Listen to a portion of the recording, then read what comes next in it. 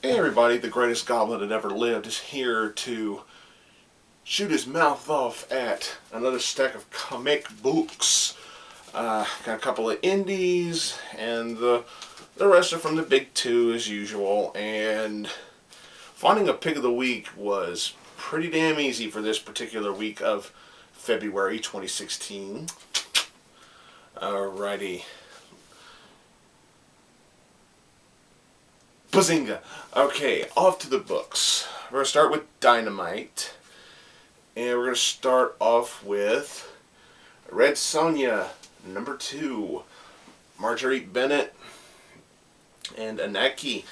Oh man, this was actually really good.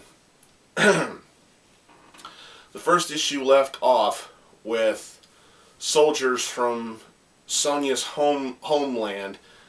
Harkinia, I can never pronounce that fucking town. But, you know, she helps defend this family from being assaulted and everything, and they claim to serve a king on the Falcon throne and everything. So Sonja goes back to her homeland to investigate, and she comes across this arena where people are putting on plays and, you know, comedic plays, and she finds it insulting and everything like that. And there's a scene in here where she finds a general that she's been tracking, and this general is a woman, and it looks like she's pardon the term here, but it looks like this general's got herself a little bitch. Yeah, and that's how it looks, artwork-wise, the way the story is presented, that's how it looks. And, you know, Sonja eventually meets the king that she's been hearing about, and when she sees who it is, she's just totally surprised, and I'm not going to ruin who it was. Really good stuff, and it ends on a pretty interesting row kind of cliffhanger. Not bad. Not bad issue. This was actually pretty good. A solid 3.5. Alright, moving on to Image. I Hate Fairyland, number 5. Oh my god. This was hilarious. This was really good. We're catching up with the little girl Happy, and she's able to do in a short amount of time what Gertrude has been trying to do for the past 3 decades. And this was amazing. This was hilarious. This was fun. It was disturbing as well. It's just really, really good stuff. And this has kind of got one of those twist the fucking knife in the wound kind of endings. You know, it's just like, you think, minor spoilers here, you would think Gertrude's finally found a way home, but then something happens and it's just like a big one of these that keeps her from going home. Oh my god. Thus ending the first storyline. This is the conclusion to the first storyline. And Scotty Young has promised to keep this series going, but it's not going to be for a while. At least that's what the epilogue, the epilogue splash page at the end of the book states.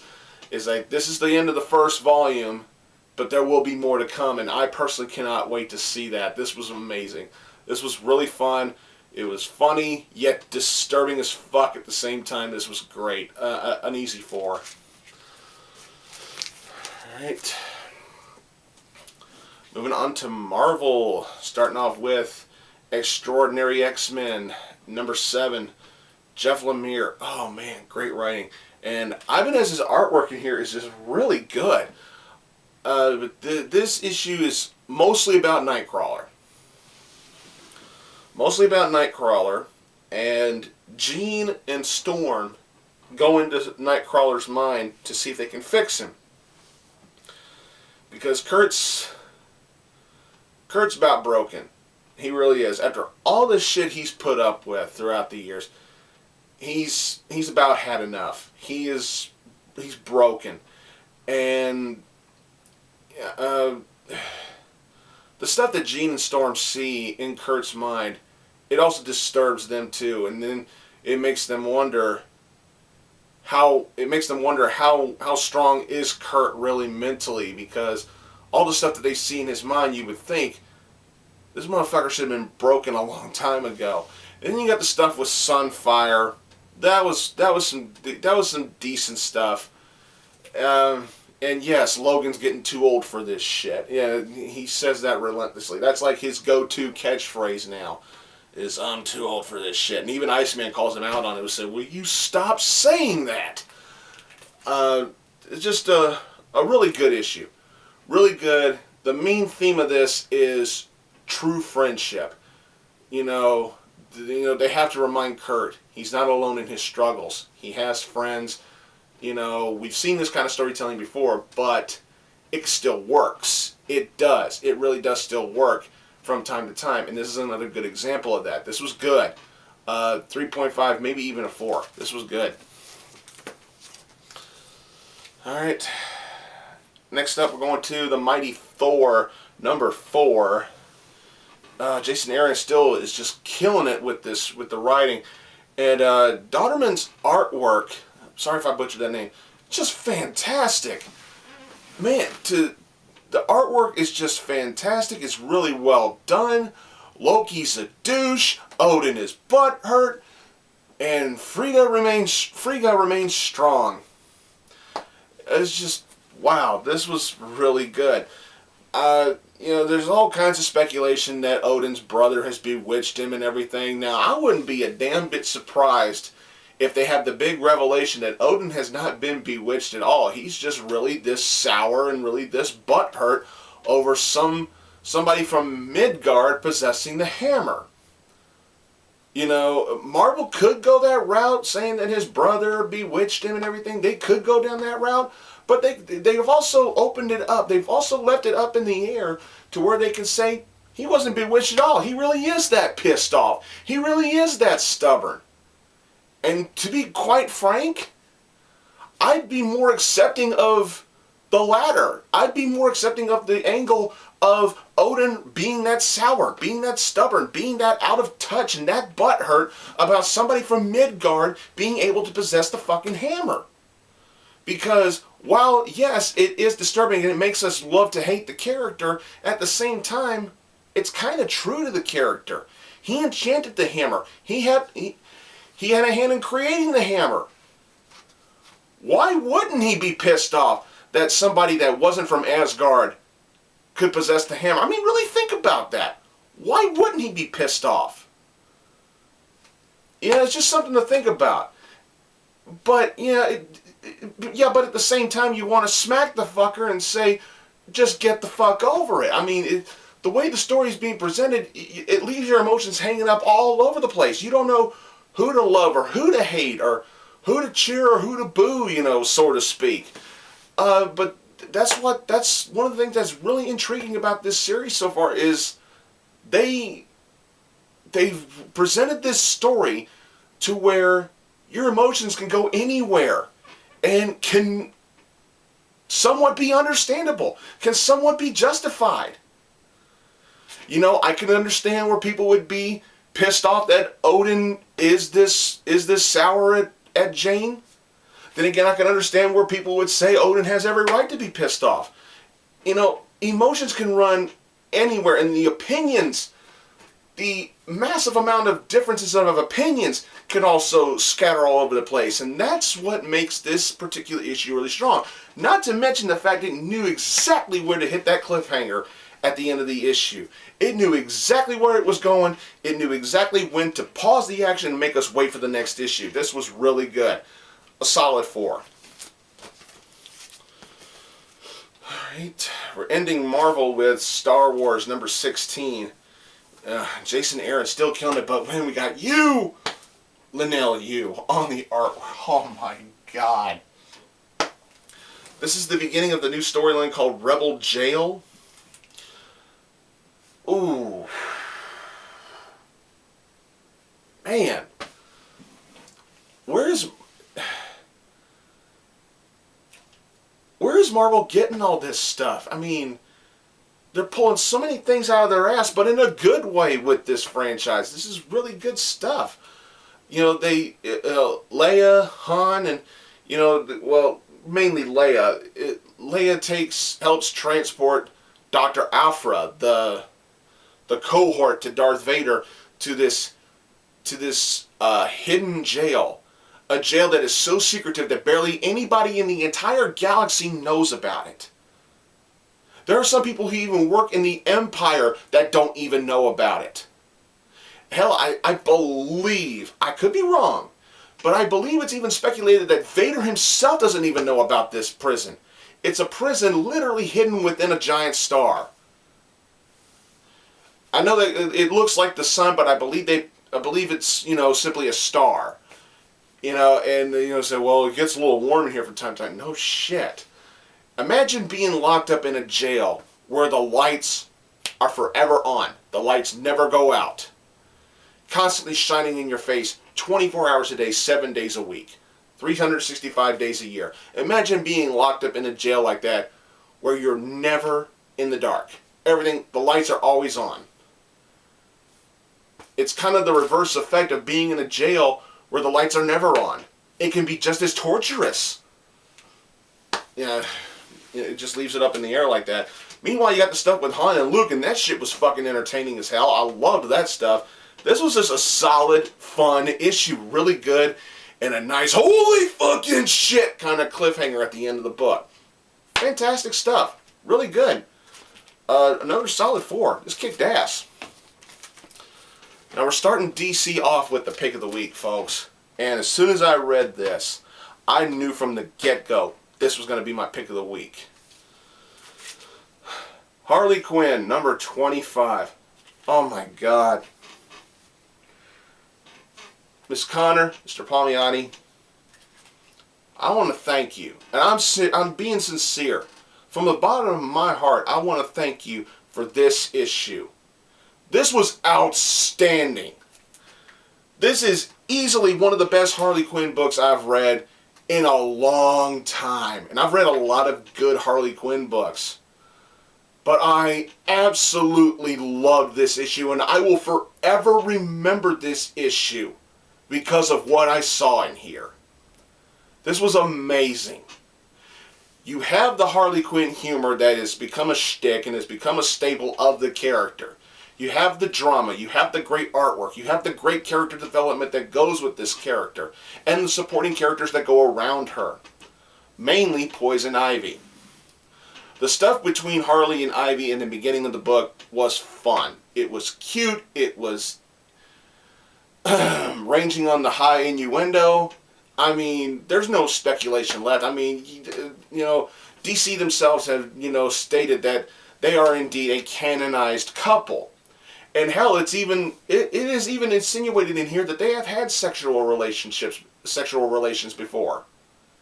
It's mainly Ivy that suggests it, but you know, there's just no doubting left. I mean, you can speculate and, you know, use innuendos all you want, but at the end of the day, it's one of the worst kept secrets in comic books today.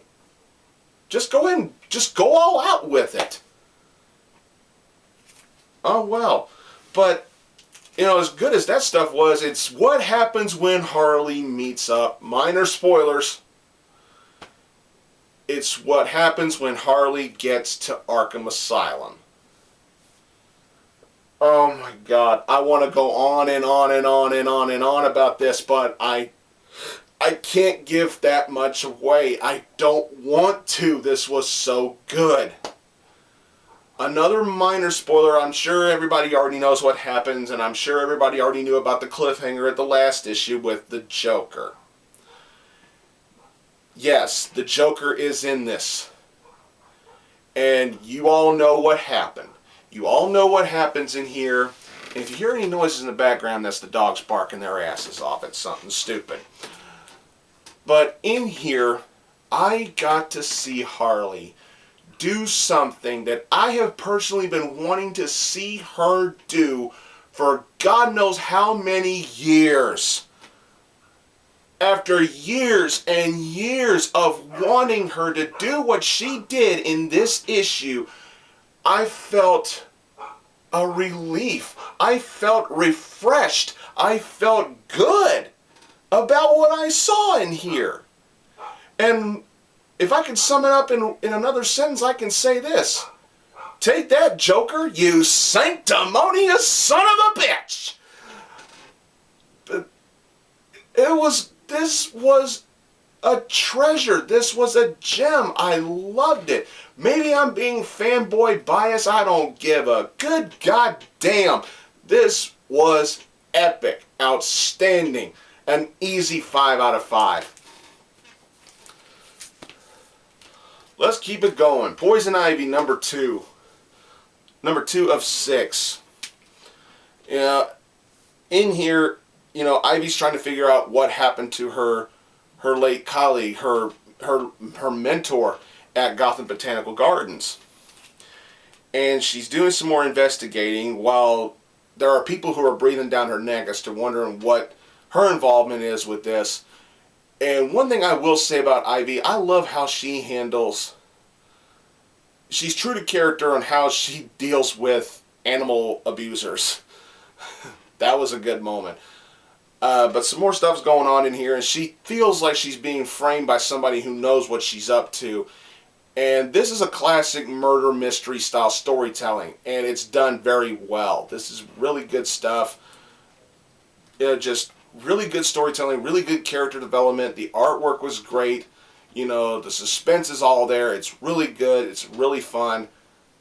And at the end of this issue, we get to see another one of those damn it kind of moments that ends the book. This was good. Another solid 3.5 for me.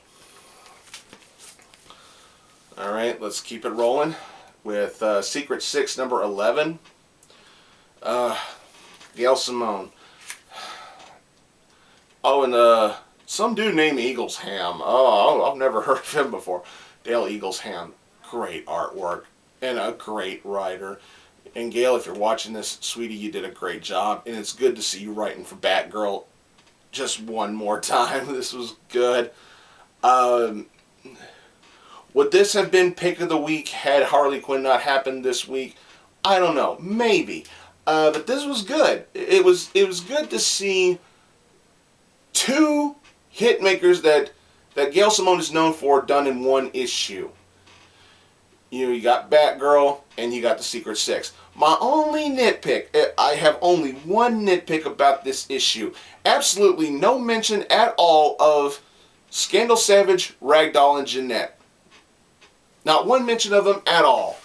But other than that, the book was really good. Batgirl is trying to get through and talk to Strix. And it's something important. Yet the rest of the team are like, okay, hey, Batgirl's trying to reach Strix. We got to get the ventriloquist out of here. You know, because her and Barb don't exactly have a good history together. Meanwhile, Ralph Dibny, Big Shot, the former elongated man from the previous universe, gets a phone call. And I'm not going to ruin who it is. But he gets a phone call.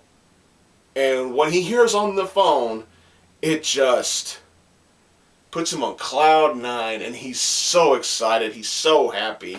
You probably know what I'm talking about.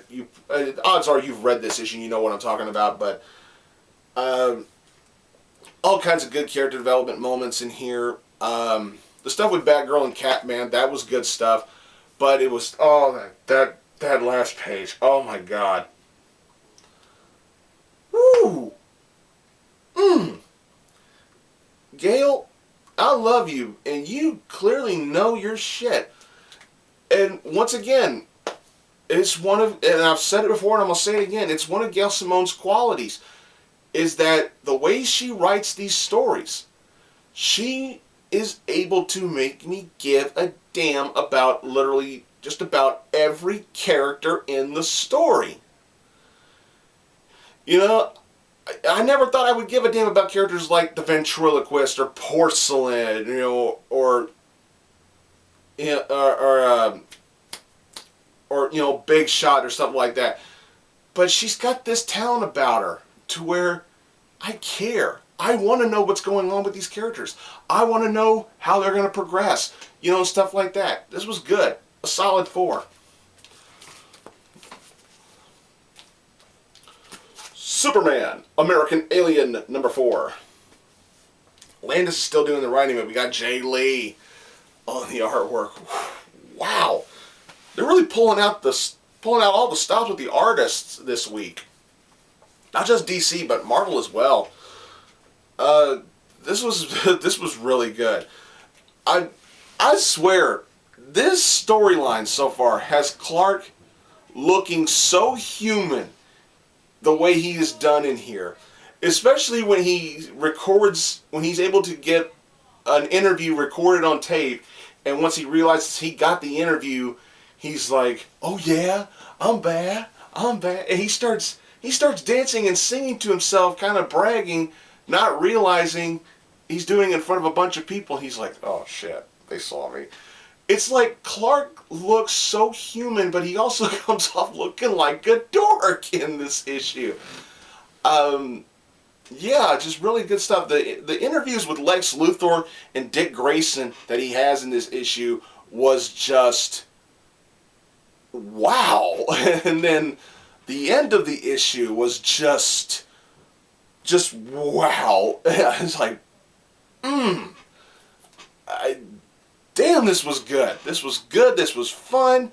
Was this as good as issue 3 was? No, but it was fun. It was a great read. This is a Superman title I definitely recommend. I'm serious. This was good. Another solid 4. Alright, we're going to end this review with Wonder Woman number 49. The Finches. Meredith and David Finch. Oh, this was good. The little baby of Olympus, Zeke, is still ill. He's tossing around like he's having seizures and stuff like that. His mother, Zola, is worried about him. Hera's worried about him. And Diana is told to go seek out the help of all beings, Gaia, the mother of all. She's going to seek help from Gaia. No, not Gaia from fucking Captain Goddamn Planet. No, we're talking about Gaia, the mother of everything. And she doesn't exactly find Gaia. What she finds is Hecate. And she's like, well, there is a way. And she sends Diana off to do a task, but the catch is she can't let Hera or Zola in on what she's doing.